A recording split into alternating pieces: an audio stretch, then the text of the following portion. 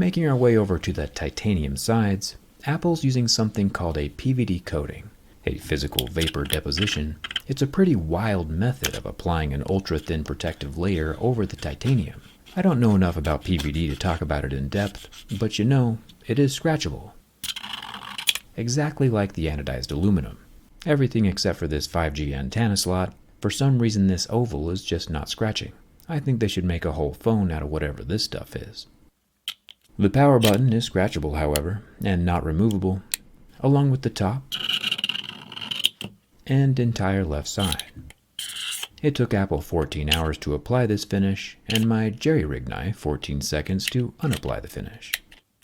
The new action button is scratchable, and our USB-C port down near the bottom is an actual USB 3 with 10 gigabit transfer speeds. The regular nice to have a new friend, but this Ugreen Nexode RG 65-watt charger is hands down the cutest iPhone charger we've ever tested. However, it's really meant to be used here in an actual outlet because it offers two USB-C ports plus a regular USB-A port too, which basically means you can charge your iPhone 15, MacBook, and tablet all at the same time. So you'll be able to charge your iPhone 15 from 0 to 60% in just 30 minutes, or go its max speed, powering a MacBook Air up to 70% within an hour. All this from a tiny, cute, and weirdly friendly charger too, as the built-in screen does share charging statuses, but in facial expressions. Not the most useful, but definitely the coolest way we've seen it done. Having it plugged in at your desk is kind of like knowing you've always got a friend nearby. However, you can pop on its Nike long term.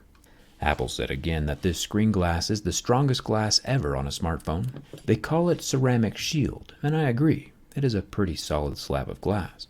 We normally see plastic screens scratch at a level 2 or 3, glass at 5 or 6, and sapphire would be an 8 or 9. This dual ion exchange ceramic shield does still scratch at a level 6, with deeper grooves at a level 7, but level 6 does appear to be quite a bit more faint than usual. And I do think Apple is onto something with this proprietary glass. The front selfie camera is tucked into the dynamic island and is protected by that same slab of glass. The earpiece is a razor-thin slit between the glass and the frame. No speaker grills to fall out or get dirty.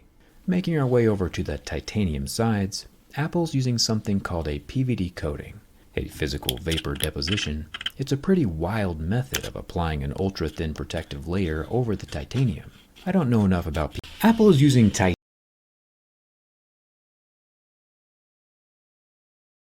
Inside the brand new iPhone 15 Pro Max box, we find the phone itself. This blue titanium is almost the same shade as the blued titanium that I made. Looking under the phone, this time we find there's no lightning cable. Instead, we have a brand new braided USB-C cable. I imagine the world will soon follow Apple's lead on this one, and we'll start seeing this port everywhere. Probably the closest thing we'll ever see to world peace. And honestly, the phone does feel good, about the same as any other rectangular phone, but the brushed titanium and the etched back glass do feel super cool. But the imitation blue shade is just ever so much off from the actual shade of blued titanium that I think it would bother me long term.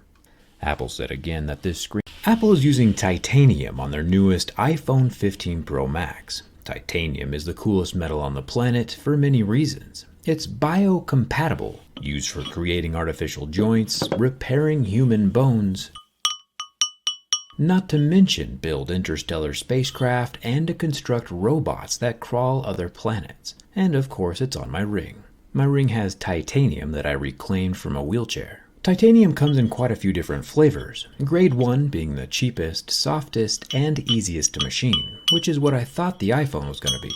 But then Apple slapped a grade 5 on the screen and I got rocked, in more ways than one. And let me show you why. I happen to have some 1-inch titanium bar stock laying around, as people often do. This guy costs $170. For example, this 6061 aluminum bar in here.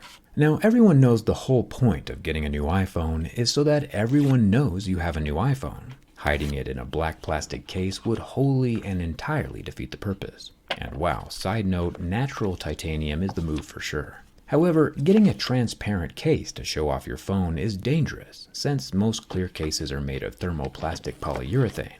which when exposed to ultraviolet radiation undergoes the irreversible process of photooxidation. Sunlight makes clear cases turn yellow. So on the off chance you ever do go outside, you won't have a clear case anymore. Enter my channel sponsor dbrand. dbrand has inexplicably found a way to defeat the sun with their never yellowing, completely transparent ghost case, and they're offering free replacements if it ever does yellow, which is pretty brave of them. The best part is the ghost case is also completely compatible with my